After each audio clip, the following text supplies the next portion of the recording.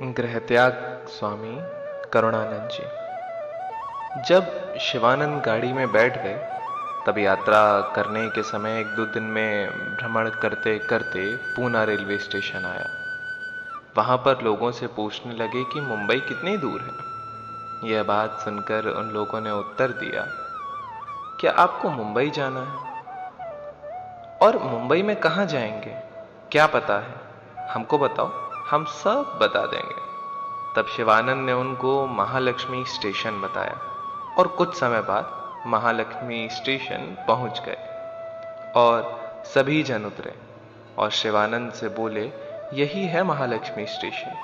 और बड़े भाई चिट्ठी के आधार पर कई दिनों से मद्रास से आने वाली गाड़ी में देख रहे थे।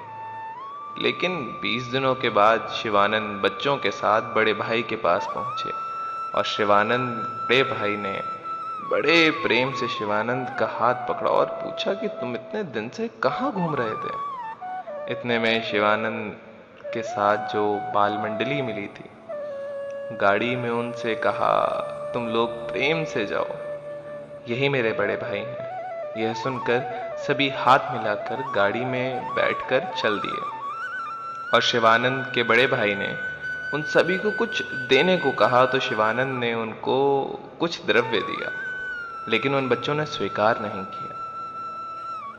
और कुछ दिनों बाद अपने गुरु मिलन के रहस्य को छिपाकर शिवानंद गणेशपुरी का पता लगाने लगे। बड़े भाई सुबह ही अपने काम पर चले जाते थे। शिवानंद अकेले ही कमरे में बैठे रहते थे। शिवानंद की भोजन की व्यवस्था पास के ही एक उडुपी होटल में थी और भोजन के बाद शिवानंद कुछ पैसा लेकर किराए की साइकिल लिए दूर दूर तक घूमते।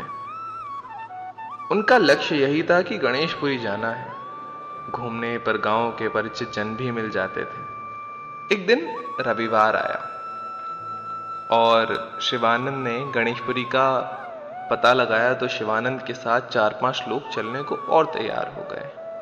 घोर वर्षा का समय था और चलते चलते शिवानंद नित्यानंद बाबा के बारे में पूछने लगे। तब गांव के लोगों ने बताया कि यह बाबा पास यहीं के एक अकरौली गांव में थे, अभी यहां नहीं है। पास में 2 मील की दूरी पर गणेशपुरी नामक गांव में होंगे। घोर वर्षा के कारण जगह जगह पानी भरा हुआ था। भीगते भीगते शिवानंद के साथ अन्य लोग ने भी उस जगह को घूम फिरकर खूब देखा।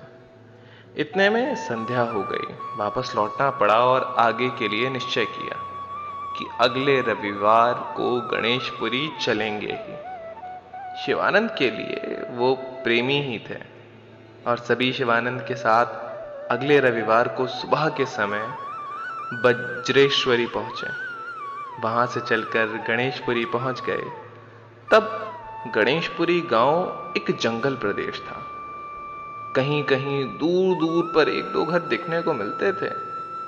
साथियों के साथ आश्रम के निकट पहुंच गए जहां नित्यानंद भगवान विराजे थे।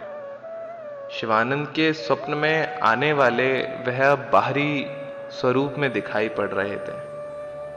साथी लोग सीधे गर्म पानी के कुंड में हाथ पैर धोने चले गए। जिस प्रकार नदी समुद्र में मिल जाती है, उसी प्रकार शिवानंद अति आवेश में सद्गुरु के पास पहुंच ही गए। श्री सद्गुरु नित्यानंद विद्यापीठ, गोकुल, मथुरा, उत्तर प्रदेश।